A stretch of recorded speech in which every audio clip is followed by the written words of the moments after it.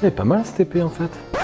Ah, t'es là! Salut, c'est Steph, j'espère que tu vas bien. Aujourd'hui, on se retrouve pour une nouvelle vidéo dans laquelle je vais te parler d'un nouveau logiciel de montage qui est super abordable et super intuitif. Si tu viens d'arriver sur cette chaîne, bienvenue à toi. Je t'invite à cliquer sur le bouton abonner ci-dessous. Clique également sur la cloche pour recevoir les notifications de mes dernières vidéos. Il y a pas mal de personnes qui m'ont demandé dans les commentaires si je connaissais un logiciel de montage abordable d'un point de vue prix. Donc, il faut savoir que moi, je monte avec Final Cut Pro, mais ce logiciel-là a un certain coût et en plus, il demande aussi une certaine prise en main. Alors il y a quelques jours, il y a une société qui m'a contacté pour tester ce logiciel Filmora, qui est un super logiciel de montage. Et donc j'ai testé ce logiciel que j'ai trouvé vraiment sympa pour les gens qui débutent la vidéo. C'est la raison pour laquelle j'ai accepté de faire cette vidéo et donc faire ce partenariat avec Filmora. J'ai créé cette chaîne dans le but de te partager pas mal d'astuces et de conseils en photo et en vidéo. Et quand j'estime qu'un produit ou un logiciel est vraiment cool, j'en profite pour te le partager sur cette chaîne YouTube. Et je me suis dit qu'en fait, au lieu de simplement m'asseoir derrière mon ordi et tester le logiciel, ça aurait été cool en fait d'avoir un véritable projet. Donc j'ai écrit un tout petit scénario, mais je t'en dis pas plus. Je te laisse visionner le petit film et après on verra ensemble comment j'ai monté tout ça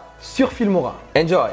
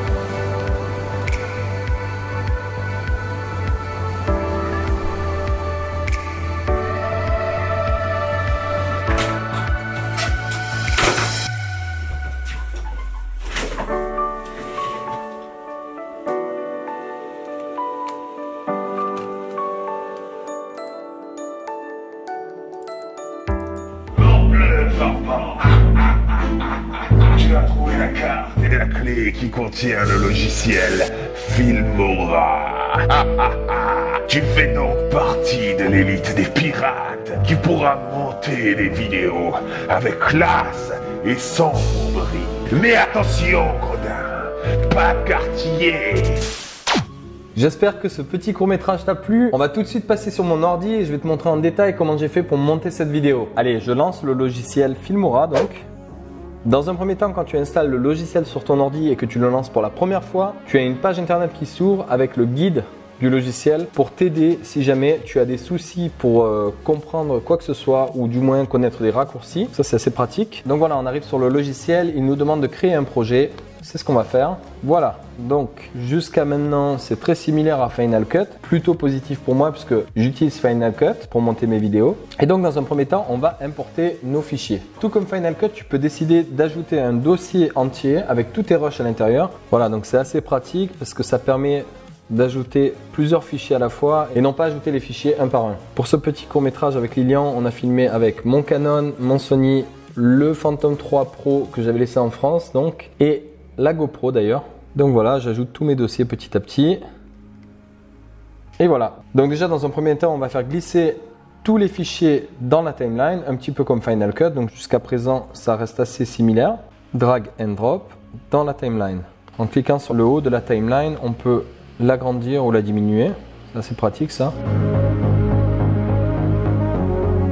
Comme sur Final Cut, on a des raccourcis clavier. Donc par exemple, pour découper un des rushs, il suffit de cliquer à l'endroit où on souhaite le découper et on va faire commande B sur Mac. Moi je suis sur Mac donc je vais te parler uniquement des raccourcis clavier sur MacBook. On clique sur un fichier et on le supprime pour l'enlever de la timeline. En ce qui concerne le niveau du volume sonore, c'est la même chose que sur Final Cut. Donc on clique sur les niveaux et on les diminue ou on les augmente. Mais on peut également au niveau de l'audio créer des points pour régler donc notre volume à certains endroits du clip. Si on veut raccourcir un clip qui se trouve dans la timeline, on vient au début du clip et on fait afficher ce petit signe parenthèse. Donc on clique une fois et on rétrécit le fichier. Si on veut supprimer l'espace qui se trouve entre deux clips, on vient cliquer sur l'espace noir et on le supprime. Très très simple, très intuitif.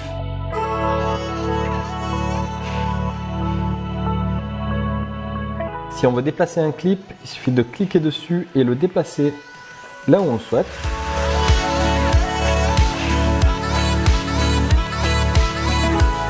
Donc je découvre vraiment en même temps que toi, mais en tout cas c'est très très simple d'utilisation.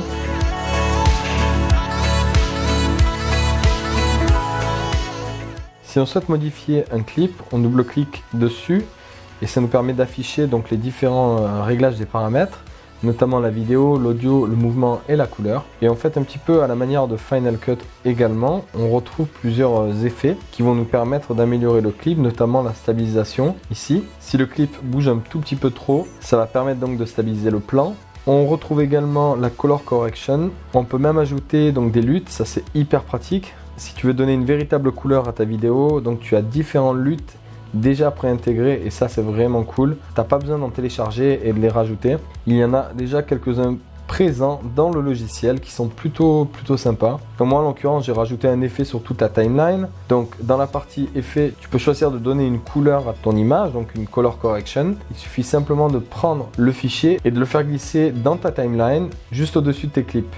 Et donc tu vas étirer donc ce fichier là pour que tous les clips soient pris en compte par cet effet.